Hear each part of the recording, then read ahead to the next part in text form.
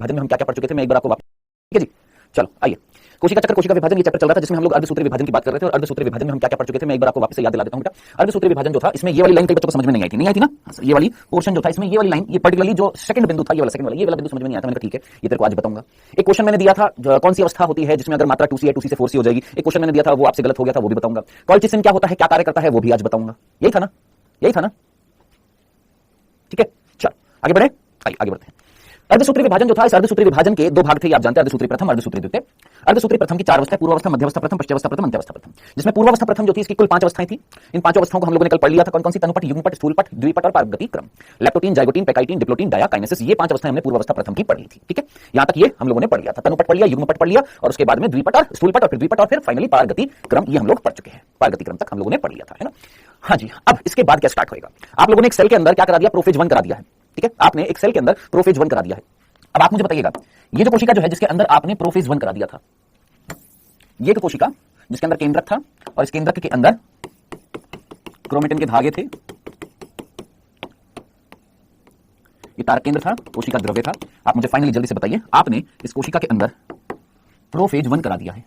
अब प्रोफेज 1 जब आप लोगों ने करा दिया, इसमें तो केंद्र का आवरण हट चुका है। जल्दी से सोच, केंद्र का आवरण हट चुका है, तारक केंद्र गुणसूत्र पर पहुंच चुके हैं, ठीक है। केंद्रिका खत्म हो चुकी है, कोशिका द्रव्य गाढ़ा हो चुका है। समजात गुणसूत्र याद आ रहे हैं? समजात गुणसूत्र जो थे, कौन से? होमोलोगस क्रोमोसोम जो थे, उनके बीच में एक्सचेंज हो चुका है। हाँ सर, समजात गुणसूत्रों के बीच में एक्सचेंज हो चुका है। हाँ जी सर, ठीक है। अब जरा इमेजिन कर, ध्यान से देख, फोकस करना यहां पर। सर इंटरकाइनेसिस क्या होता है बेटा? अंतरावस्था को इंटरकाइनेसिस बोलते हैं, सॉरी इंटरफेज बोलते हैं। और अंतरालावस्था जो होती है, जो अभी हम पढ़ने वाले हैं, तो उसको हम इंटरकाइनेसिस बोलेंगे। थोड़ा सा पेशेंस रख ले, आ रही है चीजें। हाँ सर, आपने अपने नोट्स में क्रोमेटिन की जगह क्रोमोसोम वो इसलिए लिख दिया क्योंकि आपकी एनसीईआरटी में लिखा हुआ है, दोस्त मेरे को भी पता है ना। राघवेंद्र, जरा एनसीईआरटी खोल कर देख, एनसीईआरटी की लाइनों को पढ़, देख क्या लिखा हुआ है उसमें। मैंने वही लैंग्वेज यूज में लिया जो आपकी एनसीईआरटी में लिखी हुई है, ठीक है। वंदना गौर, सर ए प्लस बैच कमिंग सून दिखा रहा है। हाँ, तो जो कमिंग सून है उनको कमिंग सून दिखाएगा, जिनका हो गया है, उनको ए प्लस बैच दिखा रहा है। देन सर कल की क्लास अपलोड नहीं है, सुबह 11 बजे अपलोड हो गई है। अब थोड़ा सा यहाँ पर पढ़ लेंगे तो थोड़ा सा रिक्वेस्ट रहेगी यार दोस्त।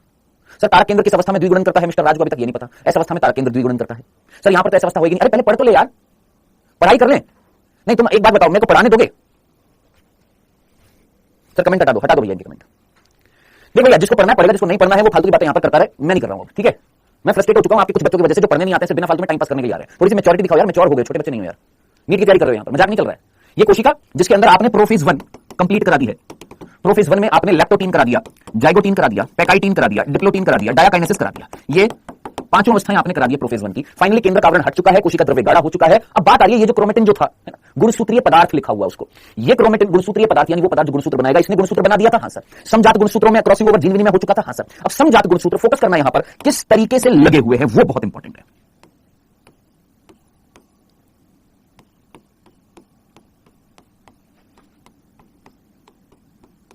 ये बहुत इंपॉर्टेंट था। ये है समजात गुणसूत्र। ये 1 1 है, ये 2 2 है, ये 3 3 है, ये 4 4 है, ये 5 5 है, ऐसे 6 6 7 7 हमारे अंदर 23 23 है।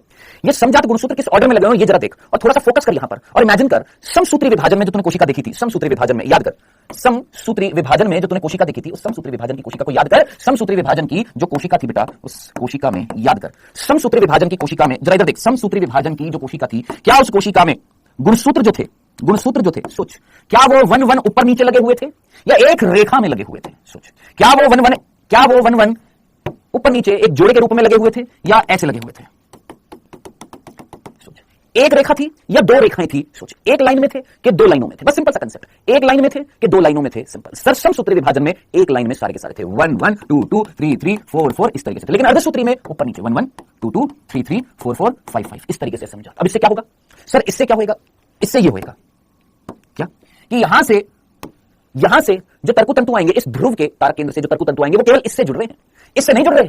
और यहां से जो तर्कु तंतु आ रहे हैं वो इससे जुड़ रहे हैं, इस वाले से नहीं जुड़ रहे। सिमिलरली ये इधर, ये इधर। यानी आप मुझे बताइएगा, समसूत्री विभाजन में अगर मैं यहां पर समसूत्री विभाजन की बात करूं बेटा, तो सोच, समसूत्री विभाजन में अगर मैं बात करूं, ये अगर एक गुणसूत्र है, और अर्धसूत्री विभाजन में अगर मैं बात करूं, ये एक गुणसूत्र है, तो समसूत्री विभाजन में एक गुणसूत्र से दोनों ध्रुवों से आए हुए तर्कु तंतु जुड़ रहे थे। क्या बोला मैंने? वापस से सुन, एक गुणसूत्र से दोनों ध्रुवों से आए हुए तर्कु तंतु जुड़ रहे थे। इसमें वापस से देख, क्या बोला मैंने? एक गुणसूत्र से विपरीत ध्रुवों से आए हुए तर्कु तंतु जुड़ रहे थे, लेकिन अर्धसूत्री विभाजन में केवल एक ध्रुव से आया हुआ तर्कु तंतु एक गुणसूत्र से जुड़ेगा। क्या यह बात आपको समझ में आ गई? बोलिए जल्दी से, क्या इतनी सी बात आपके पल्ले पड़ गई? क्या इतनी सी बात समझ में आ गई बेटा? जल्दी से मुझे बताइए। वेल डन, बहुत ही बढ़िया। क्लियर? सीधी सीधी बात थी, समझ में आ गई है।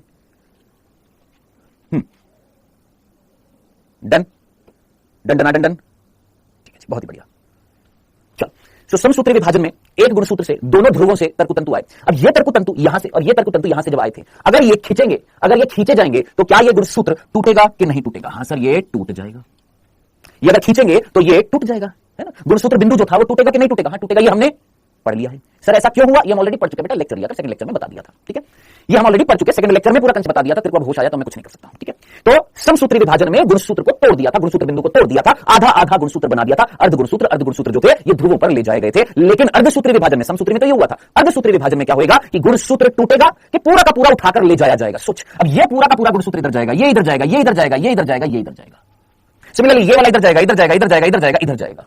तो दिमाग लगा कंडीशंस कैसी हो जाएंगी। सोच, ये अगर इधर इधर चले जाएंगे, ये गुणसूत्र यहां पर जाएंगे, ये लो जनाब, ये इधर आ गए, ये इधर आ गए, डन, आ गए। हाँ सर।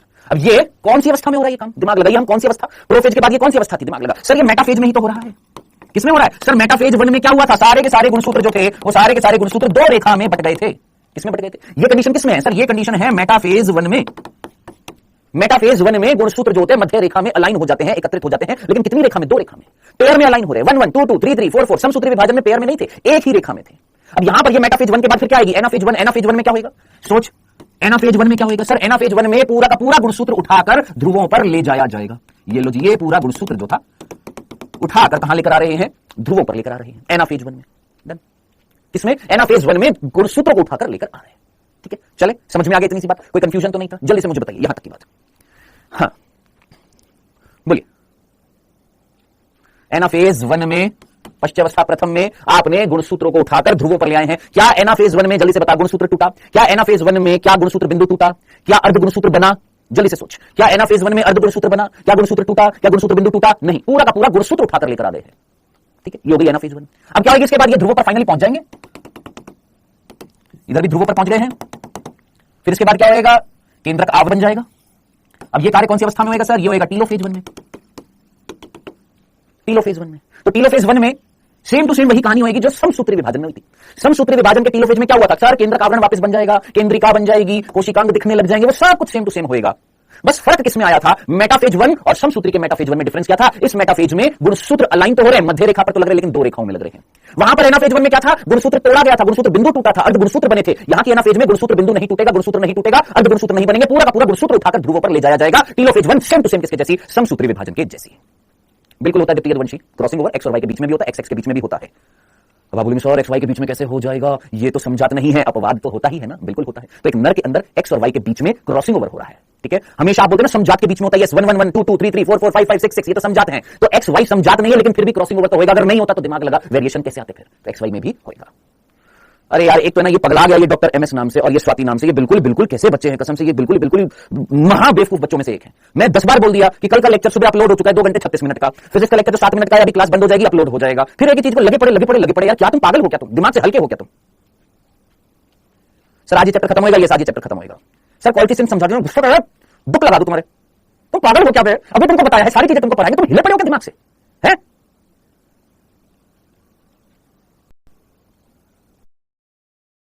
रिपीट कर रहा हूं, फिर से ध्यान से सुन, जितने भी बच्चे हैं, कोई बात नहीं, बीच बीच में फ्लो ये तोड़ते हैं, कोई बात नहीं, तुम अपना फोकस करो यहां पर पढ़ाई में। ये डांट खाते रहेंगे, ये पूरे साल भर डांट खाते रहेंगे, टेंशन मत लेना, तुम्हारा बीच में फ्लो टूटेगा, कोई बात नहीं, मैं वापस से रिपीट करूंगा, लेकिन ये डांट खाते रहेंगे। इनका इनका इनका उसूल है, ये जहां पर भी जाते हैं डांट खाते हैं। इनका काम है कि सर हमको चपेट लगाओ, हम तभी जागते हैं। तो इनका ये काम है, कोई बात नहीं, ठीक है ठीक है।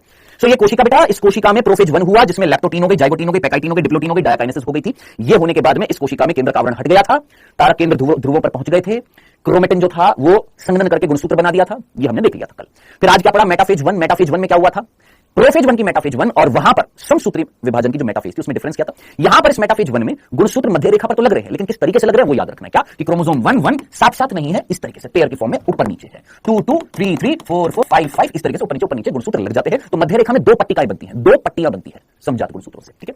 फिर इसके बाद एनाफेज 1 में हमने क्या देखा था भैया? एनाफेज 1 में कहीं ना कहीं जो यहां पर अर्धसूत्री विभाजन में एक गुणसूत्र से केवल एक ध्रुव से आया हुआ, ये इस तरीके से था। ये वाली कंडीशन थी हमारे पास, ये वाली कंडीशन थी समसूत्री में, ये वाली कंडीशन थी अर्धसूत्री में, ठीक है। समसूत्री में यहां पर एक गुणसूत्र से दोनों ध्रुवों से आए हुए तारक केंद्र, दोनों ध्रुव से आए हुए तर्कुतंतु आए थे, इस गुणसूत्र को तोड़ा था। तोड़ा इसलिए था ताकि जब ध्रुवों पर ये गुणसूत्र का आधा भाग इधर जाए तो गुणसूत्र की संख्या समान रहे, है ना। अब ये वन वन था, एक मम्मी का था एक पापा का था। इमेजिन कर, ये वन वन था, एक मम्मी का था एक पापा का था। अब इधर सोच किसका चला गया, मम्मी का चला गया, इधर सोच पापा का चला गया। अब ये जो केंद्रक बनेगा इसके अंदर पापा का है मम्मी का तो नहीं है, इसके अंदर मम्मी का है पापा का तो नहीं है, यानी गुणसूत्र की संख्या क्या हो गई, हाफ हो गई है। क्या हो गई है, आधी हो गई है। और फाइनली टेलोफेज 1 जब आया केंद्रक आवरण बन गया, कैरियोकाइनेसिस हो चुका है। जल्दी से मुझे बताइए यहां तक की बात में किसको कंफ्यूजन है, क्योंकि मैं अब क्वेश्चन पूछने वाला हूं, जरा जल्दी से मुझे बताइएगा फटाफट। सर इसका मतलब नर में समझात जोड़े 22 होते हैं। ओए होए होए होए विकास बाबू दिमाग की बत्ती जल गई, हम ऑलरेडी पढ़ चुके हैं। कब पढ़ा था, सेल वाले चैप्टर में पढ़ा दिया था, बता दिया था। हाँ जी, हाँ बेटा, नर में समझात गुणसूत्र कितने होते हैं, 22 होते हैं, मादा में 23 होते हैं। ठीक है,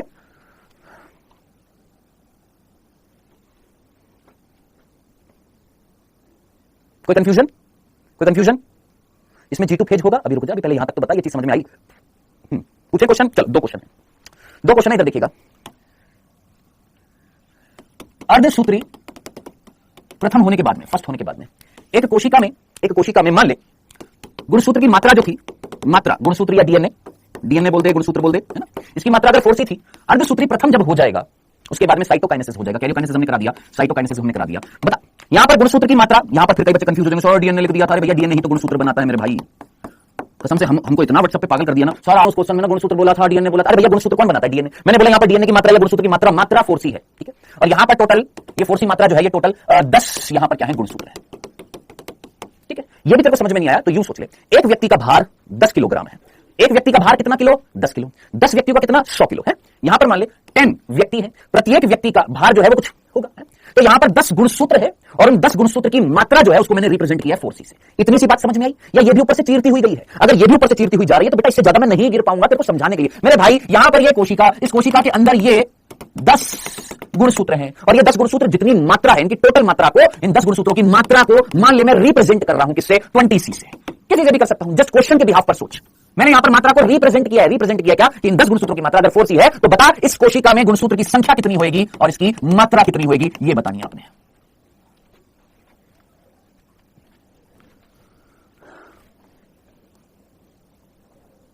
मात्रा कितनी होगी और संख्या कितनी होगी, थोड़ा सा कॉमन सेंस लगाएंगे तो आंसर भी मिल जाएगा आपको। अभी हमने G1 G2 कुछ नहीं पढ़ा यार। देख मेरे भाई, जिसको अभी भी समझ में नहीं आया, 10 गुणसूत्र हैं और मात्रा जो है गुणसूत्रों की 4C है। 4C से रिप्रेजेंट कर रहे हैं हम इनकी मात्रा को, ठीक है, ठीक, डन। अब अगर ये 4C है 10 गुणसूत्रों की, यानी 5 गुणसूत्रों की 2C, इन 5 की 2C, 5 गुणसूत्रों की 2C, इन 5 गुणसूत्रों की 2C, टोटल कितना हो गया 4C।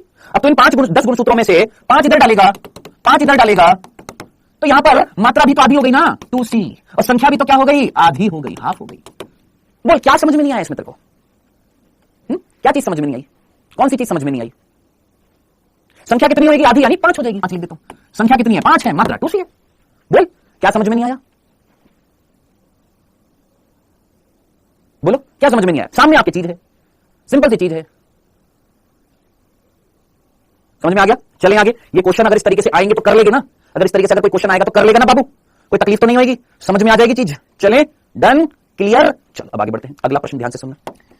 अगला प्रश्न जो है वो ये कि बेटा अगर तो इस कोशिका में अर्धसूत्री विभाजन कराने वाला है, मैं प्रश्न अगला तुमसे पूछने वाला हूं, ध्यान से सुनना। इस कोशिका के अंदर अगर तू अर्धसूत्री स्टार्ट कराने वाला, और अर्धसूत्री में सबसे पहले अर्धसूत्री प्रथम होगा, अगर तू इस कोशिका में अर्धसूत्री कराने वाला है तो बता मुझे इस कोशिका के अंदर, ये कोशिका, इस कोशिका में अगर तू अर्धसूत्री प्रथम कराने वाला है तो ये कोशिका में विभाजन से पहले क्या हुआ होगा? सोचे, कोशिका विभाजन करने वाली है, विभाजन से पहले कौन सी अवस्था आती है? सोचो, विभाजन से पहले कौन सी अवस्था आती है? जल्दी से बताइए बेटा, जल्दी से। विभाजन से पहले कौन सी अवस्था आती है? वृद्धि आती है कि नहीं आती है? होती है कि नहीं होती? कौन सी होती है? वृद्धि, है ना। यानी ये कोशिका कौन सी अवस्था से गुजरी होगी? वृद्धि अवस्था से। और उस वृद्धि अवस्था में G1 आया होगा, हाँ सर। G1 के बाद S आया होगा, हाँ सर। S के बाद G2 आया होगा, हाँ सर। इतनी सी बात समझ में आई कि इसमें कोई तकलीफ थी? सर S नहीं होगी, अरे भैया G1 भी होगी, S भी होगी, G2 भी होगी, G1 भी होगी, S भी होगी, G2 भी होगी, तब जाकर ये कोशिका बनेगी। फिर इस कोशिका में वृद्धि के बाद में विभाजन होएगा, ये बोल रहा हूं। सर S नहीं होगी, अरे S तो उसके बाद में नहीं होगी यार, मूर्ख हो यार कसम से। तुम कह रहा है S नहीं होगी। अबे S अर्धसूत्री प्रथम होने के बाद में जब दो कोशिकाएं बनेंगी उनमें नहीं होगी फिर S, पहले तो होगी ना। सारा गुड़ गोबर कर देता है पढ़ने का। कौन है ये बालक?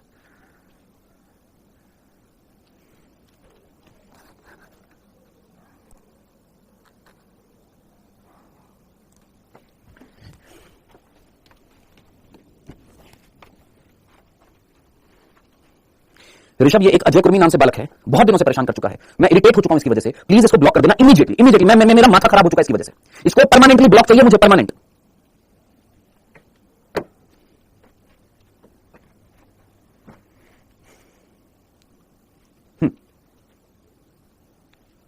फिर से देख, वापस से सुन, दिमाग लगा, यहां पर यह कोशिका है और इस कोशिका के अंदर तो विभाजन कराने वाला है। विभाजन कराने से पहले वृद्धि कराएगा, उस वृद्धि में जीवन भी होएगा, एस भी होएगा, G2 भी होएगा, उसके बाद ये कोशिका बनेगी, इसमें गुणसूत्र होंगे। अरे बांगड़ू, अगर एस नहीं कराएगा तो गुणसूत्र कहां से बनेंगे? पूर्ण गुणसूत्र कैसे होंगे? अर्ध गुणसूत्र नहीं रह जाएंगे। तो एक कोशिका में अर्धसूत्री प्रथम कराने से पहले एस अवस्था होगी, हाँ जी होगी, तभी क्या बनेंगे? गुणसूत्र, ये पूर्ण गुणसूत्र बनेंगे। फिर अर्धसूत्री प्रथम होने के बाद में, अर्धसूत्री प्रथम होने के बाद में कैरियोकाइनेसिस साइटोकाइनेसिस होने के बाद में जो तू दो कोशिका बनाएगा, इन दोनों कोशिकाओं में पूर्ण गुणसूत्र जाएंगे, पूरे गुणसूत्र जाएंगे। अब जब पूरे गुणसूत्र चले गए हैं, आधे नहीं गए हैं, पूरे गए हैं, सेकंड लेक्चर में बता चुका हूं, जब यहां पर पूरे गुणसूत्र गए हैं, अब इस कोशिका में जब तू वृद्धि कराएगा, इस कोशिका में अब जब तू वृद्धि कराएगा, इस कोशिका में, ये वाली कोशिकाओं में वृद्धि कराएगा, तो वहां पर केवल जीवन होगा और G2 होगा, एस नहीं होगा। अब आया समझ में?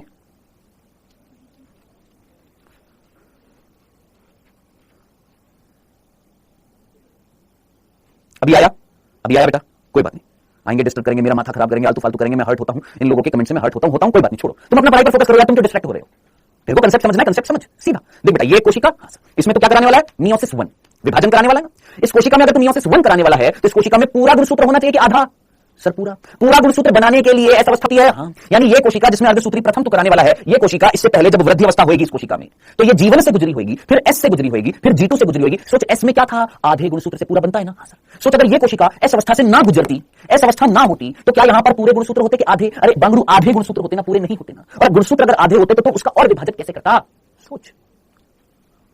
हाँ, डन, क्लियर? तो ये मीनिंग समझ में आ गया क्या? एक कोशिका जिसको अर्धसूत्री विभाजन करना है बेटा, अर्धसूत्री प्रथम करना है, तो उस कोशिका को पहले वृद्धि अवस्था से गुजरना पड़ेगा और उस वृद्धि अवस्था में जीवन भी होगी, एस भी होगी, G2 भी होगी, तब जाकर वो कोशिका में पूर्ण गुणसूत्र बनेगा। फिर ये कोशिका अर्धसूत्री प्रथम करेगी, इसका पूरा गुणसूत्र इस कोशिका में जाएगा, ये वाला इसमें जाएगा। ये क्या थे आपके 1 1 2 2 3 3 समझाते थे, क्रॉसिंग ओवर हो चुकी है। ये 1 इधर जाएगा, ये 1 इधर जाएगा, ये 2 इधर जाएगा, ये 2 इधर जाएगा, ये 3 इधर जाएगा, ये 3 इधर जाएगा। डन, क्लियर है? समझ में आ गया? कोई कंफ्यूजन तो नहीं था? अब जरा इमेजिन कर, इस कोशिका में टोटल अगर देख 1 2 3 भूल, यहां पर कितने गुणसूत्र तेरे को दिखाई दे रहे? टोटल 6 है ना। यहां पर 1 2 3 एक बार नेग्लेक्ट कर और सोच, यहां पर कितने गुणसूत्र की नंबर कितनी है, संख्या कितनी दिखाई दे? 1 2 3 4 5 6 नंबर कह रहा हूं, नंबर देख, 1 2 3 4 5 6 टोटल 6 गुणसूत्र हैं। यहां पर कितने? 3 है, यहां पर कितने? 3 है, यानी गुणसूत्र की संख्या कम नहीं हो गई? सोच, हो गई ना। अब ये 6 गुणसूत्र का भार जितना था, मात्रा जितनी थी, उनमें से आधे इधर चले गए, तो मात्रा भी तो हाफ हो गई कि नहीं हो गई? हां सर। याद कर, समसूत्री विभाजन में गुणसूत्र की संख्या वही रही थी, मात्रा आधी हो गई थी। याद आ रहा है? अर्धसूत्री में मात्रा भी आधी हो रही है, संख्या भी आधी हो रही है।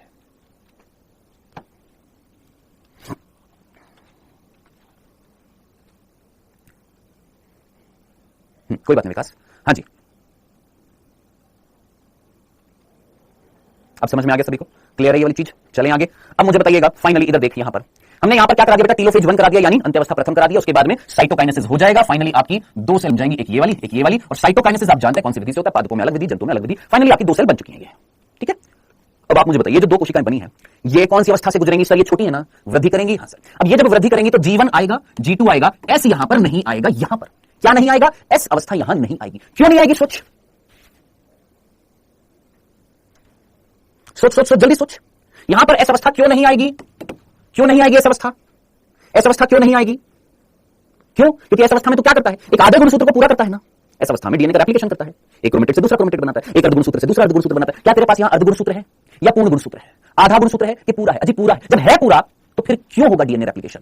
नहीं होगा ना। तो याद रखना, अर्धसूत्री प्रथम के बाद में, किसके बाद में? अर्धसूत्री प्रथम के बाद में, किसके बाद में? अर्धसूत्री फर्स्ट के बाद में क्या आती है? G1 आती है, और फिर क्या आती है? G2 आती है। ऐसी अवस्था नहीं आती है, ठीक है। तो आप मुझे बताएंगे, क्या ऐसी अवस्था को, ऐसी वृद्धि अवस्था को, ऐसी वृद्धि अवस्था जिसमें S नहीं है, तो क्या मैं इसको अंतरावस्था ही बोल दूं? अंतरावस्था हमने किसको नाम दिया था? इंटरफेज हमने किसको नाम दिया था? वो जिसमें 3 अवस्थाएं थी, G1 था, S था, G2 था। अब यहां पर S नहीं है तो कुछ अलग नाम देना पड़ेगा। क्या नाम देना पड़ेगा? इस अवस्था को हम क्या बोलते हैं? अंतराला अवस्था, इंटरकाइनेसिस। क्या बोलते हैं? अंतरालावस्था बोलते हैं, इंटरकाइनेसिस बोलते हैं। तो आपसे नीट में अगर प्रश्न पूछा जाए, what is the difference between interphase and interkinesis? अंतरावस्था और अंतरालावस्था में किस चीज का अंतर है? तो आप क्या आंसर दोगे? कौन सी अवस्था का अंतर है? अंतरावस्था में G1 S G2 होता है, जबकि अंतरालावस्था में केवल G1 और G2 होता है। ऐसी अवस्था नहीं होती है।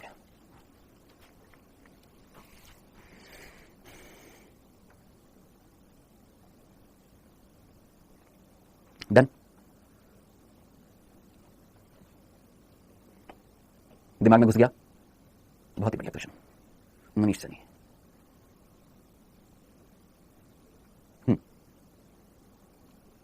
क्लियर है? चलो, सो बेटा जी, यहां पर अर्धसूत्री प्रथम के बाद में कौन सी अवस्था आती है? अंतरालावस्था आती है, जिसमें G1 होता है, G2 होता है। अब अगला प्रश्न यहां पर आएगा, सर एस अवस्था में तो 3 काम हो रहे थे, ऐसे अवस्था में 3 काम हो रहे थे। क्या क्या हो रहे थे? डीएनए का रेप्लिकेशन हो रहा था, यहां पर डीएनए के रेप्लिकेशन की जरूरत नहीं है, डीएनए की प्रतिकृति की जरूरत नहीं है, चलो ठीक है, लेकिन और 2 काम भी तो हो रहे थे।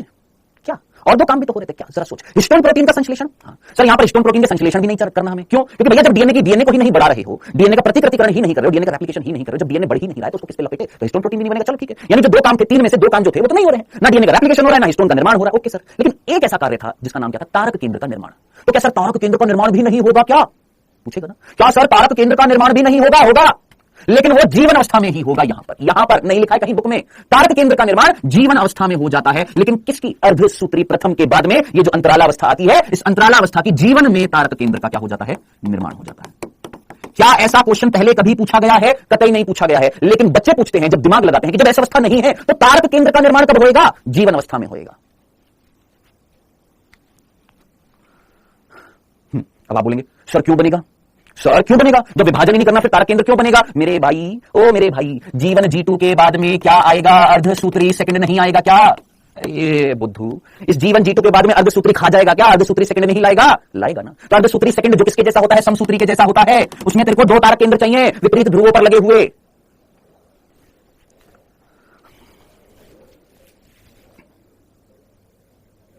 सर मियोसिस 1 मियोसिस 2 के बीच की कड़ी कौन? ये बेटा दाल बाटी चूरमा कड़ी, ये सब कुछ यही है, ये है जिसका अंतरालावस्था। तुम लोग यार क्या दिमाग क्यों नहीं चलाने की कोशिश करो? इतना डिटेल में सारी चीजें पढ़ा रहा हूं फिर भी दिमाग नहीं चला रहे हो यार कसम से। बस आपको सिर्फ एक चीज है, हम ड्रॉपर है, हमारा ध्यान दो, हम ड्रॉपर। अबे तो ड्रॉपर को ये चीज समझ में नहीं आ रही है, पता नहीं किस बात का घमंड है। ड्रॉपर ध्यान दो, ड्रॉपर। अरे तो इसको पढ़ना भाई, समझा रहा हूं ना तेरे को। बस एक ही चीज, ड्रॉपर है, हम ड्रॉपर है, ड्रॉपर। अरे ड्रॉपर है तो पढ़ना, किसने रोका है? पर सचिन तेंदुलकर और विराट कोहली साथ खेलते तो सचिन तेंदुलकर घमंड में आ जाता है क्या? नहीं ना, मौका दे रहा है ना वो विराट कोहली को, तभी तो विराट कोहली बनेगा। अब विराट कोहली शुभमन गिल के साथ खेलेगा तो विराट कोहली बोलेगा मैं विराट कोहली हूं, तो शुभमन गिल आगे मत बढ़। नहीं ना, किस बात का घमंड? ड्रॉपर ड्रॉपर ड्रॉपर लगा रहता है। जब देखो यहां पर कुछ बच्चे हैं, जबरदस्ती का एटीट्यूड है बिना फालतू का, पढ़ाई करा रहे, पढ़ना नहीं है, बस ड्रॉपर है, ड्रॉपर है, ड्रॉपर है। सर प्रोफेज 1 को इतना क्यों बताया गया है? 5 अवस्थाओं में क्यों बांटा है? जीन विनिमय कराने के लिए, समजात गुणसूत्रों के बीच में एक्सचेंज कराने के लिए। क्यों कराया? कल तेरे को बताया था, जीन विनिमय नहीं होगा तो क्रॉसिंग ओवर अगर नहीं होगा तो विभिन्नताएं नहीं पैदा होंगी, विभिन्नताएं नहीं पैदा होंगी तो विकास नहीं हो पाएगा, और लैंगिक जनन अगर होगा तो लैंगिक जनन में विभिन्नताएं आती है, और लैंगिक जनन में विभिन्नताएं कब आती है? जब युग्मक का निर्माण होता है, युग्मक का निर्माण अर्धसूत्री विभाजन से होता है। डन। चल, तो बीच बीच में हफ्ते में एक दिन डांट खाना जरूरी होता है, क्योंकि डांट खाओगे तभी आगे बढ़ोगे। ठीक है, चल आगे बढ़ बेटा, आइए आगे बढ़ते हैं। सो ये था बेटा जी जीवन G2, और इसके बाद क्या आएगा? अर्धसूत्री सेकंड। इधर देख, ये वाली कोशिका ना, ये वाली कोशिका इधर देख, सामने देख, देख बेटा, ये कोशिका जिसके अंदर अर्धसूत्री प्रथम हुआ, इस कोशिका में मान ले टोटल 6 गुणसूत्र है, 3 इधर गए, 3 इधर गए। अब ये कोशिका जो है इसके अंदर अर्धसूत्री प्रथम के बाद में क्या होगा? सर अर्धसूत्री प्रथम के बाद में जीवन आएगी, G2 आएगी, सर कोशिका बड़ी हो जाएगी। ये रही वो कोशिका जो बड़ी हो गई है। केंद्र के अंदर 3 गुणसूत्र है। कितने गुणसूत्र थे गुरु? यहां पर 3 थे, ये देख 3 है। हाँ सर 3 है। अब आगे क्या होगा? इधर देख, अब आगे क्या आएगा? 1 2 3 3 है। अब इसमें क्या होगा? तो क्या कराएगा? सोच, इसमें क्या कराएगा? अर्धसूत्री सेकंड कराएगा। हाँ सर कराएगा। यहां पर कौन है? तारक केंद्र थे। तारक केंद्र कहां पर पहुंच जाएंगे? सर ध्रुवों पर पहुंच जाएंगे। इधर देख, यहां पर तारक केंद्र कहां पहुंच जाएंगे? सर ध्रुवों पर पहुंच जाएंगे। केंद्र का आवरण क्या हो जाएगा? सर विलुप्त हो जाएगा। सूत्र जो है एक रेखा में लग जाएंगे, 1 2 3 लग गए। हाँ सर। अब यहां पर जो तरकु तंतु निकलेंगे, यहां पर इससे भी जुड़ेगा, इससे भी जुड़ेगा, इससे भी जुड़ेगा, इससे भी जुड़ेगा, इससे भी जुड़ेगा, इससे भी जुड़ेगा। क्यों? क्योंकि अर्धसूत्री सेकंड किसके जैसा होता है? अर्धसूत्री सेकंड जो होता है वो किसके जैसा होता है? समसूत्री के जैसा होता है। सोच, अब फाइनली सोच, यहां पर गुणसूत्र टूट जाएगा। हाँ सर गुणसूत्र टूट जाएगा। ये विपरीत ध्रुवों पर जाएंगे। हाँ सर, आधा गुणसूत्र बन गया, 1 1 आधा हो गया ना, 1 का आधा, 2 का आधा, 3 का आधा। हाँ सर। अब ये ध्रुवों पर पहुंच जाएंगे। हाँ सर पहुंच जाएंगे, पहुंच गए। हाँ जी गुरुजी पहुंच गए। ये ले मेरे भाई, अभी खत्म नहीं हुआ, इधर ध्यान से सुनना। थैंक यू नहीं, इधर ध्यान से सुन, खत्म नहीं हुआ अभी। अब दिमाग लगा, यहां पर ये 1 था, ये 2 था, ये 3 था, 1 था, 2 था, 3 था, पहुंच गए ध्रुवों पर। हाँ सर पहुंच गए। आधे पहुंचे कि पूरे पहुंचे? सर आधे पहुंचे हैं। पहुंच गए ना? आधे पहुंच गए ना? आधे। हाँ सर आधे पहुंच गए हैं। अब थोड़ा सा बुद्धि का इस्तेमाल कर, यहां पर वापस से केंद्र का आवरण बन जाएगा। क्या बन जाएगा? केंद्र का आवरण बन जाएगा, साइटोकाइनेसिस फिर से हो जाएगा। अब आप मुझे बताइएगा, सोच समझकर मुझे बताइएगा, दिमाग लगाइए यहां पर और सोचिए, क्या ये आधे गुणसूत्र हैं कि पूरे गुणसूत्र हैं? सोच सोच सोच सोच सोच, ये आधे गुणसूत्र हैं कि पूरे गुणसूत्र हैं? अनुज कुमार 2 मिनट के लिए वेट कर। ये आधे गुणसूत्र हैं कि पूरे गुणसूत्र हैं? सर ये आधे गुणसूत्र हैं। आधे है ना, क्या इनको पूरा नहीं करेगा? हाँ सर। ये कोशिका छोटी है कि बड़ी है? सर छोटी। ये कोशिका छोटी है कि बड़ी है? सर छोटी है। तो बता मुझे, इसके बाद में कौन सी अवस्था आएगी? सर जीवन आएगी। फिर अब की बार बता, एस लाएगा कि नहीं लाएगा? दिमाग लगा, जल्दी से सोच, क्या जीवन के बाद में एस लाएगा? लाएगा, तभी तो ये पूरा होएगा। ये पूरा, ये पूरा, इधर पूरा, इधर पूरा, इधर पूरा, एस आएगी, G2 आएगी, फाइनली कोशिका बड़ी हो जाएगी, और वो कोशिका 4 कोशिका बनेंगी ऐसी। क्यों? क्योंकि ये तो आपने इस कोशिका का दिखाया ना, इससे जब 2 बनेंगी, इससे 2 बनेंगी, टोटल कितनी बनेंगी? 4 बनेंगी कोशिकाएं, और वो चारों अगुणित होंगी। चारों की चारों कैसी होंगी? अगुणित होंगी। ये थी सीधी सी बात। ये था अर्धसूत्री कंप्लीट हुआ है विभाजन। अब आप मुझे बताइए, सोच समझकर मुझे बताइए, प्रश्न मैं तुमसे पूछने वाला हूं, एक अर्धसूत्री विभाजन जब कंप्लीट हो जाता है, कितनी बार डीएनए का रेप्लिकेशन हुआ? सोच। और कितनी बार केंद्रक का विभाजन हुआ? सोच, दिमाग लगा। कैरियोकाइनेसिस कितनी बार हुआ और डीएनए का रेप्लिकेशन कितनी बार हुआ? अब एक प्रश्न और भी आता है, सर जब यहां पर आप ऑलरेडी गुणसूत्र की संख्या आधी कर दियो, तो उसके बाद अर्धसूत्री सेकंड कराने की जरूरत क्या थी? सर है ना, एक तो ये है ना, एक बच्चे ने पूछ भी लिया, सर ऐसा हुआ क्यों? सर आपने अर्धसूत्री सेकंड क्यों कराया? जब ऑलरेडी यहां पर हैप्लॉइड है, अगुणित है, इसके बाद आप और कोशिका बनाओगे वो भी अगुणित है, तो क्यों कराया? आप मुझे बताइए, लैंगिक जनन अगर किसी जीव में चाहता है, अगर कोई जीव, कोई संतति अब इस पृथ्वी पर जिंदा रहना चाहती है और वो विकसित हो रही है और उसमें लैंगिक जनन हो रहा है, तो सोच, वो ज्यादा से ज्यादा युग्मक पैदा करना चाहेगी या कम युग्मक पैदा करना चाहेगी? बुद्धि का इस्तेमाल करना। कोई जीव अपनी संतति को इस पृथ्वी पर बनाए रखने के लिए, उस जीव को इस पृथ्वी पर जीवित रहना है, उसकी जाति विलुप्त ना हो जाए, उससे बचने के लिए क्या वो ज्यादा से ज्यादा जनन करने की कोशिश करेंगे? और अगर जनन करने की कोशिश करेंगे तो क्या वो ज्यादा से ज्यादा युग्मक उत्पन्न करने की कोशिश करेंगे? और अगर युग्मक उत्पन्न करने की कोशिश करेंगे तो सोच, अर्धसूत्री प्रथम से केवल 2 अगुणित कोशिका बनी थी, अब अगर इनमें अर्धसूत्री सेकंड होएगा जिससे टोटल 4 अगुणित कोशिका बनेगी, तो क्या अर्धसूत्री सेकंड कराना अनिवार्य है, जरूरी है या नहीं है? सोच, है ना? इसीलिए हुआ अर्धसूत्री सेकंड। विश्वास ना हो, गूगल पर सर्च कर लेना, why meiosis second takes place. इसका आंसर सीधा मिलेगा, क्या? ताकि गैमेट की फॉर्मेशन ज्यादा से ज्यादा हो, युग्मकों की संख्या ज्यादा बने। डन, एक प्रश्न का आंसर मिल गया। दूसरा प्रश्न मैंने तेरे से पूछा था, इस पूरे अर्धसूत्री विभाजन में कैरियोकाइनेसिस कितनी बार हुआ? इस पूरे अर्धसूत्री विभाजन में कैरियोकाइनेसिस कितनी बार हुआ? तो देख, इस कोशिका में एक बार कैरियोकाइनेसिस हुआ तो 2 केंद्रक बन गए थे, फिर साइटोकाइनेसिस हुआ। फिर ये कोशिका वृद्धि करी जिसमें जीवन G2 आई, S नहीं आई। फिर वृद्धि करने के बाद में इसमें अर्धसूत्री सेकंड होगा, उस अर्धसूत्री सेकंड विभाजन में भी तो एक बार कैरियोकाइनेसिस हुआ। हां सर, तो कैरियोकाइनेसिस कितनी बार हुआ? नहीं आया? इधर देख, ये एक कोशिका, लास्ट टाइम बता रहा हूं, वापस से सुनना, ये एक कोशिका जिसके केंद्रक में 6 गुणसूत्र हैं। इधर देख, लास्ट टाइम बता रहा हूं, रिपीट कर रहा हूं पूरी प्रोसेस। ये एक कोशिका जिसके केंद्रक में 6 गुणसूत्र हैं। आगे बढ़ने से पहले जल्दी से मुझे बताइए, फटाफट मुझे बताइए, इस कोशिका में मैं अर्धसूत्री विभाजन कराने वाला हूं, तो इसमें मैं पूरे गुणसूत्र रखूंगा कि आधा गुणसूत्र रखूंगा? जल्दी से मुझे बता। कभी भी किसी भी कोशिका में अगर विभाजन होना होता है तो उसमें आधा गुणसूत्र होगा कि पूरा गुणसूत्र होगा? जल्दी बता। सर ये 6 कहां से आए हैं? वो अंकल जी ने डाल दिए थे इसमें। जल्दी से बताइए, एक कोशिका जिसके अंदर 6 गुणसूत्र है, ये कोशिका जिसके अंदर 6 गुणसूत्र है, ये आधे होने चाहिए कि पूरे होने चाहिए? बुद्धि का इस्तेमाल करो रीमा यादव, कुछ इस्तेमाल करा जाता है यहां से। अरे ये कोशिका जिसमें विभाजन होने वाला है, क्या तो इसमें आधे गुणसूत्र रखेगा कि पूरे गुणसूत्र रखेगा? क्या यार गजब है भैया, इस क्लास के आधे से ज्यादा बच्चे भाई। पूरी रामायण खत्म होने वाली है और लास्ट में बोलते हैं सर जी सीता कौन थे? नाम ले ले तुम्हारा, ले, तुम्हें बहुत मजा आता है ना सर, नाम ले लो हमारा। इस कोशिका में तू विभाजन कराने वाला है तो इसमें तू आधे गुणसूत्र रखेगा। सोच, इस कोशिका के अंदर तू आधे गुणसूत्र रखेगा, विभाजन कराने वाला है, जस्ट विभाजन होने वाला, आधे गुणसूत्र रखेगा कि पूरे रखेगा? कुछ इस्तेमाल कर यार, आधे रखेगा या पूरे रखेगा? अरे पूरे रखेगा ना, पूरे रखेगा तभी तो आधे होंगे। तो आधे रखेगा, आधे का आधा करा देगा क्या है? 1918 नाम से एक बालक कह रहा है आधे रख, मतलब दिमाग आधा है यार, इसलिए तो आधे रखेगा।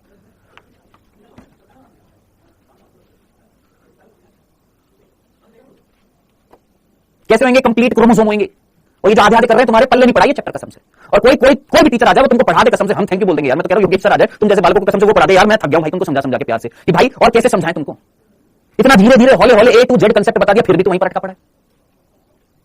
सोच, आधा गुणसूत्र रखेगा, उसमें विभाजन अगर करेगा, इस गुणसूत्र का विभाजन कैसे करेगा? आधे गुणसूत्र का विभाजन करेगा क्या? आधे को और आधा करेगा क्या? गजब है यार।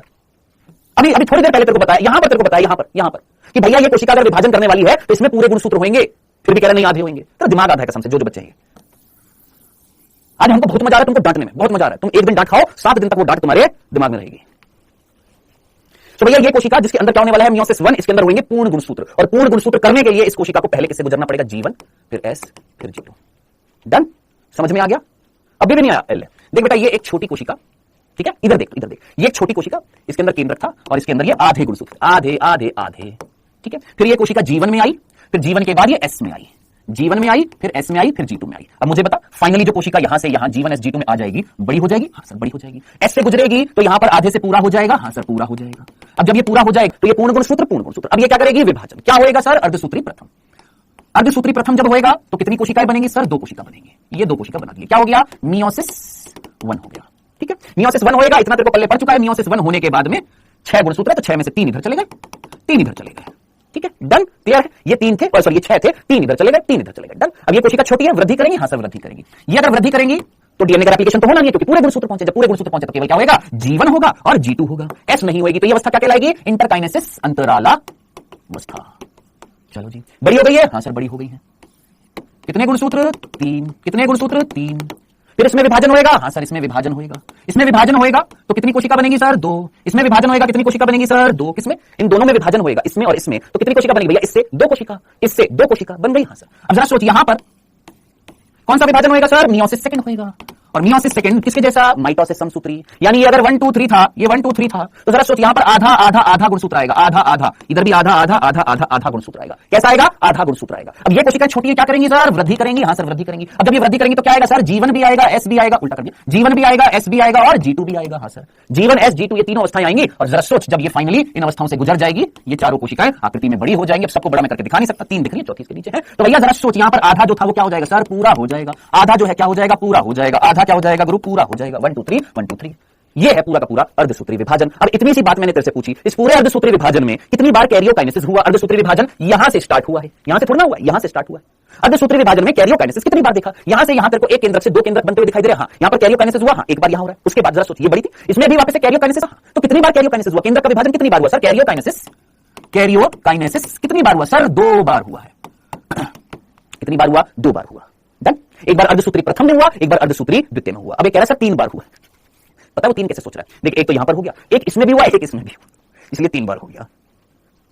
हाँ जी, कैरियोकाइनेसिस कितनी बार हुआ है? एक मियोसिस 1 में हुआ है, एक मियोसिस 2 में हुआ है।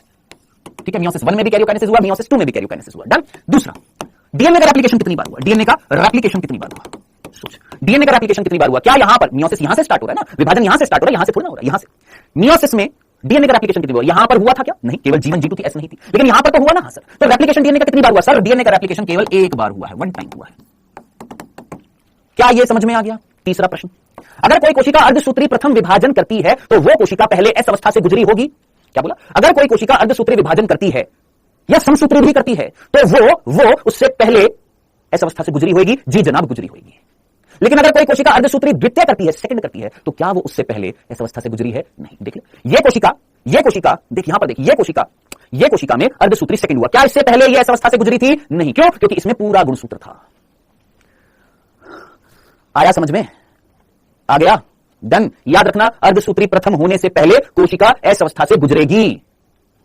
अब वो बच्चे जो कह रहे थे हमको एनसीईआरटी की ये लाइन समझ में नहीं आई थी, फोटो भेज रहे थे सर ये वाली लाइन समझ में नहीं आई थी, क्या बोला था मैसेज करके? आज बताऊंगा, पढ़ इसको। यहां पर ये लाइन थी वो जो लिखी हुई थी कि भैया कोशिका अगर अर्धसूत्री प्रथम जो करने वाली है वो पहले एस अवस्था पूरा करके आएगी, तब जाकर उसमें अर्धसूत्री फर्स्ट होएगा, मियोसिस 1 होएगा। तुम पूरी चीज सुनते नहीं हो, तुम पहले तुम्हारे क्वेश्चन पैदा हो जाते हैं, टॉपिक खत्म नहीं होता है उससे पहले तुम्हारे हो जाते हैं। टॉपिक तो खत्म होने दे, जरूरत नहीं है इसकी लैम्प ब्रश की, एंडोमाइटोसिस की, क्लोज़माइटोसिस की, एनेस्ट्रल की। जहां जरूरत रहेगी वहां बताऊंगा। एस्टर रेज जानता है? एस्टर रेज पड़ी थी? हाँ सर पड़ी थी। किसमें मिल रही थी? जंतु कोशिका में। कहीं एस्टर बने थे? हाँ बने थे। ये एस्टर नहीं बनते किसमें? पादप कोशिका में। ऐसा माइटोसिस क्या कहलाता है? एनेस्ट्रल कहलाता है। तो पादपों में क्या होता है? एनेस्ट्रल। एस्टर रेज नहीं बनती है। डन। एंडोमाइटोसिस क्या होता है? ऐसा माइटोसिस जिसमें केंद्रक आवरण विलुप्त नहीं होता है, केंद्रक आवरण के अंदर ही गुणसूत्र का विभाजन हो जाता है, उसको बोलते हैं एंडोमाइटोसिस। डन। लैम्प ब्रश क्रोमोसोम जो होते हैं वो किसमें मिलते हैं? याद रखना, ड्रोसोफिला जो होती है, ड्रोसोफिला नाम सुना है ना? ड्रोसोफिला की जो सलाइवा होती है, सलाइवरी ग्लैंड होती है, उसके अंदर होते हैं लैम्प ब्रश क्रोमोसोम। क्यों नाम दिया लैम्प ब्रश क्रोमोसोम? क्योंकि इनकी आकृति जो होती है लैम्प के समान होती है और ब्रश शेप में होती है। इस तरीके से ये यहां पर कुछ जगहों पर फूले हुए होते हैं, लैम्प शेप में होते हैं, लैम्प ब्रश क्रोमोसोम। ऐसे पॉलीटीन क्रोमोसोम होते हैं, उन साइट्स में मिलते हैं। किसमें मिलते हैं? अंडकों में मिलते हैं। आकृति इनकी बड़ी होती है, जिसकी जरूरत नहीं है वहां पर नहीं पढ़ाया है, क्यों बिना फालतू में टाइम वेस्ट कर रहा है यार।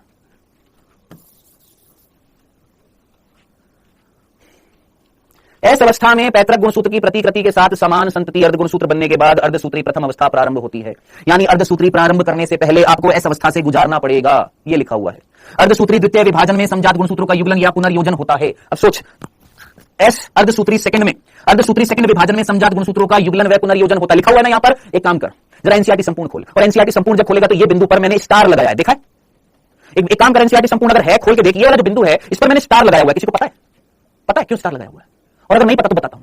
इंग्लिश मीडियम की एनसीईआरटी में यहां पर अर्धसूत्री सेकंड नहीं दिया हुआ, केवल अर्धसूत्री लिखा हुआ है, मियोसिस। क्या लिखा हुआ है? मियोसिस। ब्लंडर मिस्टेक है, बहुत बड़ी ब्लंडर मिस्टेक है हिंदी मीडियम की एनसीईआरटी में यहां पर अर्धसूत्री सेकंड। और इनफैक्ट नई जो एनसीईआरटी ना, उस न्यू एनसीईआरटी में भी हिंदी मीडियम में यहां पर सेकंड लिखा हुआ है, और इंग्लिश में यहां पर मियोसिस लिखा हुआ है। मियोसिस सेकंड नहीं लिखा हुआ, मियोसिस लिखा हुआ है। अब तू मेरे को बता, क्रॉसिंग ओवर पुनर्योजन तूने कहां पर कराया था? मियोसिस में कराया था। मियोसिस 1 में कराया था कि 2 में कराया था? दिमाग लगा, बुद्धि का इस्तेमाल कर। इसका मतलब मियोसिस 1 विकास के लिए और मियोसिस 2 वृद्धि के लिए। प्रभु कतई तुम तो घुस गए उसमें, कुछ ज्यादा ही है। मियोसिस 1 विकास के लिए, मियोसिस 1 यस विकास के लिए, गुणसूत्रों की संख्या आधी करने के लिए, युग्मक बनाने के लिए, मियोसिस 2 ज्यादा युग्मक बने उसके लिए। डन। तो यहां पर मियोसिस 2 नहीं आना चाहिए था। सिंपल यहां पर देख लेना, तुमको विश्वास नहीं होगा तो मैं काम करना, इंग्लिश मीडियम की एनसीईआरटी देख लेना। एनसीईआरटी संपूर्ण में मैंने अर्धसूत्री लिखा है, अर्धसूत्री सेकंड लिखा है। अर्धसूत्री विभाजन में समजात गुणसूत्रों का युगलन या पुनर्योजन होता है। खुद थोड़ा सा सोच यहां पर तेरे हिसाब से क्या अर्धसूत्री सेकंड में समजात गुणसूत्र आपस में जुड़े थे? खुद सोच, कहीं ऐसा कहीं पढ़ा हमने? या तुम्हारी एनसीईआरटी में कहीं ऐसा अर्धसूत्री सेकंड में कहीं युगलन हो रहा है, सिनेप्टोनीमल सम्मिश्र बन रहे हैं, पुनर्योजन हो रहा है? क्या अर्धसूत्री सेकंड में हुआ था? नहीं सर, मिस्टेक है। क्या आना चाहिए था? अर्धसूत्री प्रथम आना चाहिए था यहां पर। चलो जी, डन। ये है हमारा अर्धसूत्री विभाजन, ठीक है। और ये अर्धसूत्री विभाजन समाप्त होता है आपका पूरा का पूरा। इसमें आपको अंतरालावस्था जो है वो याद रखना, भूलना जाना, इंटरकाइनेसिस। चल, अब यहां पर कुछ बिंदु हैं जो बताने हैं। ये अर्धसूत्री सेकंड सेम टू सेम जो तुमने समसूत्री में पढ़ा, यूं का यूं। पूर्वावस्था सेकंड किसकी जैसी है? समसूत्री की पूर्वावस्था। क्या होगा भैया? गुणसूत्र वापस से क्या हो जाएंगे? बिल्कुल वैसे ही सिकुड़ जाएंगे और गुणसूत्र बदल जाएंगे, गुणसूत्र पैदा हो जाएंगे, ठीक है। मध्यावस्था में क्या हो जाएंगे? सारे के सारे गुणसूत्र पंक्तिबद्ध हो जाएंगे, एक रेखा में लग जाएंगे। पश्चावस्था जो है इसमें वापस से गुणसूत्र बिंदु अलग होगा। अच्छा, एक और चीज, पूरी मियोसिस में गुणसूत्र कितनी बार टूटा? एक और क्वेश्चन का आंसर दे फटाफट। पूरी मियोसिस में गुणसूत्र बिंदु कितनी बार टूटा? एक बार। Very good. पूरी मियोसिस में अर्धसूत्रीय विभाजन में गुणसूत्र बिंदु या गुणसूत्र एक बार टूटते हैं, वो भी किसमें? मियोसिस सेकंड में। ठीक है, एक और क्वेश्चन, बस ये बाकी तो सारा सेम है। एक लास्ट क्वेश्चन है आपका, बाकी अंत्यावस्था हो जाएगी, अर्धसूत्रीय विभाजन। हाँ भाई, एक लास्ट क्वेश्चन है, ये चैप्टर फिनिश होता है। एक लास्ट क्वेश्चन है और वो लास्ट क्वेश्चन ये है, वो कौन सी अवस्था है जो ये तय करती है, या मैं बोलूंगा वो कौन सी अवस्था है जो द्विगुणित से अगुणित बनने के लिए उत्तरदायी थी? फिर से सुनना, वो कौन सी अवस्था है जिससे एक द्विगुणित कोशिका अगुणित कोशिका बनने के लिए रेडी हो गई है? सोच, दिमाग लगा, इधर देख, फोकस कर, सोच जरा, दिमाग लगा, फोकस कर, इधर देख। ये कोशिका मेरी कोशिका जिसके अंदर 46 गुणसूत्र हैं, इस कोशिका में सबसे पहले मियोसिस 1 होएगा, मियोसिस 1 में प्रोफेज 1 होएगा, मेटाफेज 1 होएगा, एनाफेज 1 होएगा और टीलोफेज 1 होएगा। और फाइनली होने के बाद में दो कोशिका बनेंगी, कैसी? अगुणित, कैरियोकाइनेसिस और फिर साइटोकाइनेसिस होने के बाद, है ना? मेरा प्रश्न ये है, 23 लिख देता हूं, 23। अब क्वेश्चन पूछ रहा हूं, वापस से सुनना। कौन सी अवस्था है इनमें से जो ये तय करेगी अगुणिता पैदा हो? इनमें से कौन सी अवस्था है जो ये तय करेगी अगुणिता पैदा हो? सोच, अगर ये एनाफेज नहीं होती, इमेजिन कर, सोच सोच सोच सोच सोच सोच, अगर एनाफेज नहीं होती, क्या समजात गुणसूत्र अलग होते? सोच, समजात गुणसूत्र अलग नहीं होते तो द्विगुणिता बनी रहती। पवन फुलेरिया, फिर से सोच बेटा, देख, प्रोफेज 1 में भी 46 गुणसूत्र हैं, मेटाफेज 1 में भी 46 गुणसूत्र हैं, एनाफेज 1 जब हुई तो 46 में से 23 इधर चले गए, 23 इधर चले गए। दिमाग लगाना आया, पल्ले पड़ा अजी, पल्ले पड़ा, समझ में आया, समझ में आया, क्लियर, डन। तो एनाफेज 1 वो अवस्था है जो निर्धारित करती है अगुणिता को, समझ में आया, डन डन डन डन। और ये प्रश्न नीट में भी पूछा गया है, और मैं हिंट नहीं दूंगा, संडे को जो टेस्ट होने वाला है, जो मैं ऑलरेडी कल आपको बता दिया था, इस संडे को टेस्ट है, और इस संडे को जो टेस्ट है उसमें 65 से 67 क्वेश्चन इस चैप्टर के हैं, सेल डिवीजन वाले चैप्टर के हैं, और लगभग 35 क्वेश्चन, 35 से 33 क्वेश्चन जो है, 33 से 35 क्वेश्चन जो है वो आपके किसके हैं? सेल वाले चैप्टर के हैं। ठीक है गुरु, समझ में आ गया, क्लियर? ठीक है, तो सर इंपॉर्टेंट तो सर देखो, यहां पर देख, इंपॉर्टेंट तो ये भी, इंपॉर्टेंट तो ये भी। मैंने प्रश्न ये पूछा, कौन सी वो अवस्था थी जो तय करेगी अगुणिता लाने के लिए? क्या इस अवस्था में अगुणिता आ रही है? 46 मिल रहे थे, 46 मिल रहे हैं, यहां पर भी 46 मिल रहे हैं, लेकिन इन 46 को 23 भागों में बांटा इस अवस्था में, 23 इधर ले गए, 23 इधर ले गए। सोच, अगर ये ना होती तो फिर बाद में अगुणिता आ पाती नहीं ना। तो अगुणिता लाने के लिए जिम्मेदार कौन? एनाफेज 1। ठीक है, हाँ बेटा, कल की छुट्टी क्लास में, फिजिक्स केमिस्ट्री की क्लास में भी सर ने बता दिया, मैंने भी स्टार्टिंग में बता दिया ठीक है। अभी एक क्वेश्चन और रह रहा है, लास्ट। आज मैंने स्टार्टिंग में बोला था ना कि तुम्हारे कुछ प्रश्न थे, कॉल्चीसिन और ये सारी चीजें, है ना, बोला था ना। एक क्वेश्चन और बच गया, एक क्वेश्चन और बच गया ना, कौन सा सर? कॉल्चीसिन वाला बच गया। एक कॉल्चीसिन नाम से कोई चीज थी, वो रह गई है ना। एक कॉल्चीसिन नाम से एक चीज थी, क्वेश्चन देखा था, वो चीज समझ में नहीं आई थी, मैंने कहा ये भी तेरे को बताऊंगा, ध्यान से सुन। कॉल्चीसिन एक रसायन है जो एक पादप से प्राप्त होता है, जिससे एक प्लांट से मिलता है। कॉल्चीसिन एट्रोपा नाम से पादप है, अलग अलग वैरायटी होती है। कॉल्चीसिन एट्रोपा एक पादप है जिससे ये एक रसायन मिलता है। ठीक है, क्या है ये बेटा? ये एक प्रकार का सेफ्रन होता है। सेफ्रन जानता है? सेफ्रन जानता है? केसर, एक प्रकार का केसर का पादप होता है। उस केसर के पादप से हमें एक रसायन मिलता है, कॉल्चीसिन। ठीक है सर, अब ये क्या करता है बेटा? ये जो है ना, ये सूक्ष्म नलिका के अंदर ट्यूब्यूलिन प्रोटीन होते हैं, ट्यूब्यूलिन प्रोटीन होते हैं। अब इमेजिन करिए, सूक्ष्म नलिका है और इसके अंदर ट्यूब्यूलिन प्रोटीन है, तो ट्यूब्यूलिन प्रोटीन अगर बढ़ते जाएंगे, इमेजिन करिए ट्यूब्यूलिन प्रोटीन अगर जुड़ते जाएंगे तो इन ट्यूब्यूलिन के जुड़ने से सूक्ष्म नलिका बनेगी। इधर फोकस कर, क्या बोला मैंने? इधर फोकस कर। क्या ये ट्यूब्यूलिन प्रोटीन है, और ट्यूब्यूलिन प्रोटीन ने क्या बनाया था? सूक्ष्म नलिका बनाई थी ना? हाँ सर, बनाई थी। तो ट्यूब्यूलिन प्रोटीन अगर जुड़ते जाएंगे, एक तरीके से पॉलीमराइजेशन होता जाएगा, आपस में फ्यूज होते जाएंगे, जुड़ते जाएंगे, तो सूक्ष्म नलिका नहीं बन जाएगी, सूक्ष्म नलिका बढ़ती जा रही है। अब मैं तेरे से अगर ये बोलूं कि अगर ये ट्यूब्यूलिन प्रोटीन जुड़ पाए, जुड़ नहीं पा रहे हैं। क्यों नहीं जुड़ पा रहे? क्योंकि इनको जोड़ने से रोकने का काम, ट्यूब्यूलिन को आपस में जुड़ने से रोकने का काम एक रसायन करता है जिसका नाम है कॉल्चीसिन, जो केसर से मिलता है, केसर से प्राप्त होता है। आप सोच, अगर कॉल्चीसिन हम स्प्रे कर दे, इससे प्राप्त कॉल्चीसिन जो अगर वो मैं डाल दूं, तो सूक्ष्म नलिका का निर्माण होगा, और सूक्ष्म नलिका तरकु तंतु बनाती है। क्या तरकु तंतु बन पाएंगे? और तरकु तंतु अगर नहीं बन पाएंगे तो क्या समसूत्री विभाजन हो पाएगा? और समसूत्री विभाजन नहीं हो पाएगा तो क्या मैं इसको माइटोटिक पॉइजन बोल सकता हूं, सूत्री या समसूत्री विष बोल सकता हूं? पढ़ने वाले को तो समझ में आया होगा, हमको विश्वास है पढ़ने वाले को समझ में आएगा। क्या कि कॉल्चीसिन एक प्रकार का विषैला पदार्थ है, एक तरीके का पॉइजन है, जो क्या कर रहा है? सर, सूक्ष्म नलिका के निर्माण को रोक रहा है। वो सूक्ष्म नलिका जो तरकु तंतु बना रही है, उसके निर्माण को रोक रहा है। तो थोड़ा सा दिमाग लगाइए, इसको क्या मैं माइटोटिक पॉइजन नहीं बोलूंगा? हाँ, यही था ना क्वेश्चन, यही था ना। तुम क्वेश्चन दे दनादन 3-4 दिनों से लगे जा रहे हो, बोले जा रहे हो। अरे भैया, ये तब समझ में आएगा जब तू पूरी सारी चीजें पढ़ लेगा। रोक रखा था ना मैंने, बताऊंगा, बोला था ना। अब एक और चीज, सर ये कॉल्चीसिन जो होता है, ये कौन सी अवस्था में काम करेगा? सोच, वो जो तरकु तंतु जो थे निकले थे, वो निकलकर गुणसूत्रों से जाकर जुड़ रहे थे, कौन सी अवस्था में? सोच, दिमाग लगा, कौन सी अवस्था में जुड़ रहे थे? प्रोफेज, मेटाफेज, एनाफेज, टीलोफेज कौन सी अवस्था में जाकर जुड़ रहे थे? प्रोफेज में जुड़ रहे थे। वाह वाह बेटा वाह वाह। सर माइटोसिस पॉइजन बोल सकते हैं? हाँ बेटा, मैंने माइटोटिक लिख दिया तो माइटोसिस कर ले। उस दिन बताया एक ही चीज है, मेटाफेज में। तो ये पर्टिकुलरली कौन से अवस्था को अवरोधित करता है? प्रश्न पूछा गया है, संडे को टेस्ट है, हिंट दे रहा हूं। कौन सी अवस्था को अवरोधित करेगा? कौन सी अवस्था में बाधा पहुंचाएगा? मेटाफेज अवस्था में बाधा पहुंचाएगा। दूसरी चीज, अगर आप इसका स्प्रे कर दोगे, तर्कु तंतु नहीं बनेंगे, तर्कु तंतु नहीं बने, गुणसूत्र नहीं बटे, वो गुणसूत्र जब नहीं बटेंगे फिर वापस से इस अवस्था में डीएनए का रेप्लिकेशन हो जाएगा, और डीएनए का रेप्लिकेशन हो गया तो बहुगुणिता आएगी, पॉलीप्लॉइडी आएगी, 2n से 4n हो जाएगा। हाँ, तो पॉलीप्लॉइडी लाने के लिए कौन रिस्पॉन्सिबल? कॉल्चिसिन। ये था बेटा जी आपका चैप्टर। ठीक है, अब हम कल क्या करने वाले हैं? कल तो छुट्टी रहेगी, कल बेटा रहेगी छुट्टी। कल है थर्सडे। फ्राइडे को मैं आपको इस चैप्टर के क्वेश्चंस की, इसकी और सेल वाले चैप्टर के क्वेश्चंस की प्रैक्टिस कराने वाला हूं। रेडी रहना। दो चैप्टर की। सर कॉल्चिसिन हमारे शरीर में कौन करता है निर्माण? कॉल्चिसिन का निर्माण हमारे शरीर में कौन करता है? हमारे शरीर में कॉल्चिसिन का निर्माण कौन करता है? कोई भी बालक ने जो क्वेश्चन पूछा है, आप अपनी तरफ से जो मन करे लिख दो बेटा। इस बालक ने पूछा, सर कॉल्चिसिन हमारे शरीर में कौन बनाता है? ठीक है। दूसरा, जिन भी बच्चों के डाउट्स हैं क्वेश्चंस में, तो जो फ्राइडे को क्लास होने वाली है, उस फ्राइडे की क्लास में जो मैंने आपको मॉड्यूल्स दिए हैं, जो क्वेश्चंस दिए हैं, वो क्वेश्चंस हम करने वाले हैं। डन? हाँ जी।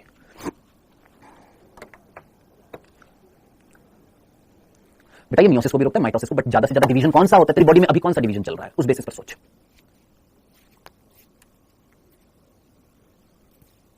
हाँ भाई सर, क्लास में प्रैक्टिस कराओगे?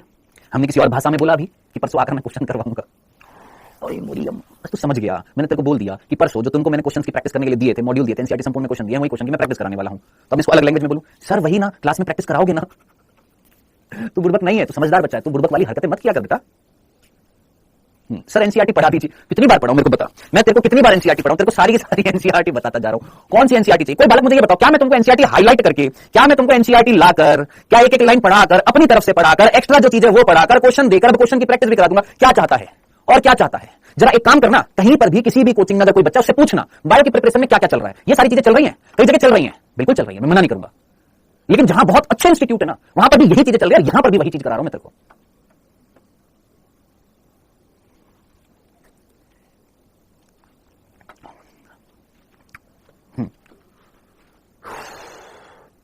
सर कल बैकलॉग होगा? हाँ बेटा, कल फिजिक्स की क्लास होगी 12 बजे, परसों केमिस्ट्री होगी और परसों वापस से बायो की होगी। 6 दिन का बताया था ना आपको टोटल बैकलॉग की सीरीज कितने दिन चलेगी? 6 दिन की। 3 दिन हो गए, 3 दिन और। ठीक है, तो अब हम परसों मिलेंगे, क्वेश्चंस की प्रैक्टिस कर लीजिएगा। संडे को जो टेस्ट है उसकी प्रैक्टिस कर लीजिएगा अच्छे से ज्यादा क्वेश्चन की प्रैक्टिस करिए। आपके पास अगर हो बुक है तो उसमें से करिए, बाकी जो मैंने दिया उसको करिए, है ना। अगर कोई क्वेश्चन नहीं मिलता है तो एक बार उसको स्कैन करना भी सीखो, डाउटनेट की एप्लीकेशन पे। नहीं मिल रहा है तो मैं आऊंगा ना परसों, आपको एक क्वेश्चन करा दूंगा। चलो जी, मिलते हैं बेटा जी फिर परसों। डन? सर एक वर्ड रह गया, डिसजंक्शन। हाँ, एक डिसजंक्शन एक वर्ड रह गया बेटा। क्रोमोसोम समजात गुणसूत्र एनाफेज 1 में एक दूसरे से अलग हुए थे। इस प्रक्रिया को बोला जाता है डिसजंक्शन। जंक्शन क्या होता है? सोच, जंक्शन क्या होता है? बोलते हैं रेलवे जंक्शन, जहां पर कोई चीज आपस में जुड़ रही है। तुम ट्रेन से जुड़ रहे हो, कहां पर? जंक्शन पर। तो जंक्शन क्या होता है? जहां पर कोई दो चीजें एक दूसरे से जुड़ रही हैं। सोच, समजात गुणसूत्र जो थे यहां पर एक दूसरे से जुड़े हुए थे। ये समजात गुणसूत्र एक दूसरे के पास थे, जंक्शन पर थे। अब जब ये समजात गुणसूत्र एक दूसरे से अलग हो जाएंगे, इस प्रक्रिया को हम क्या बोलेंगे? डिसजंक्शन। यानी जंक्शन टूट गया, डिस का मतलब अलग हो गया।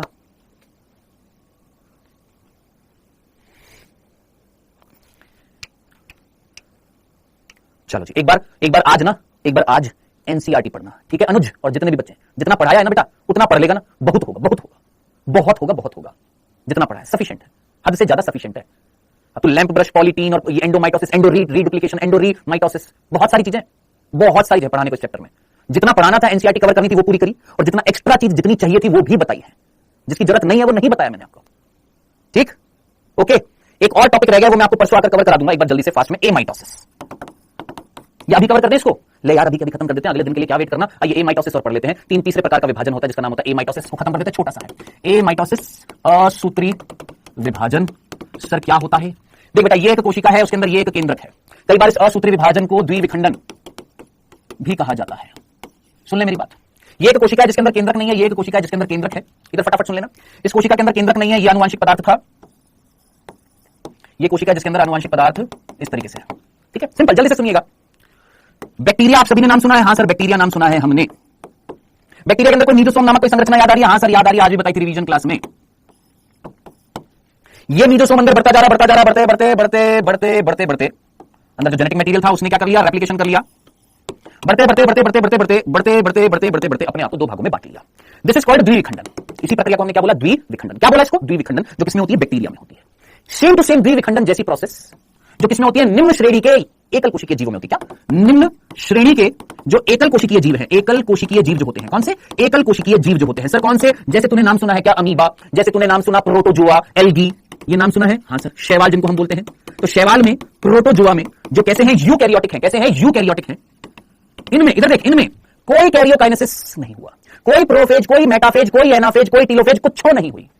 सीधा प्लाज्मा झिल्ली अंदर की तरफ फोल्ड हो गई और फोल्ड होते होते होते होते होते होते केंद्रक को भी भागों में सीधा बांट दिया। ऐसे कोई कैरियोकाइनेसिस नहीं हुआ, सीधा प्लाज्मा झिल्ली अंदर मुड़ती गई और केंद्रक को भी तोड़ते तोड़ते तोड़ते दो भागों में बांट दिया। कोई प्रॉपर कैरियोकाइनेसिस नहीं हुआ, कोई तरीके से साइटोकाइनेसिस नहीं हुआ, सीधा प्लाज्मा झिल्ली अंदर की तरफ मुड़ी, दरार पैदा करी और अंदर बांट दिया सब कुछ। यह विभाजन क्या कहलाता है? ए माइटोसिस, जो एक प्रकार का द्विविखंडन जैसा है या नहीं है? बिल्कुल है। तो ये निम्न श्रेणी के जो एकल कोशिकीय यूकैरियोटिक जीव जो होते हैं उनमें मिलता है। याद रखना, भूल ना जाना।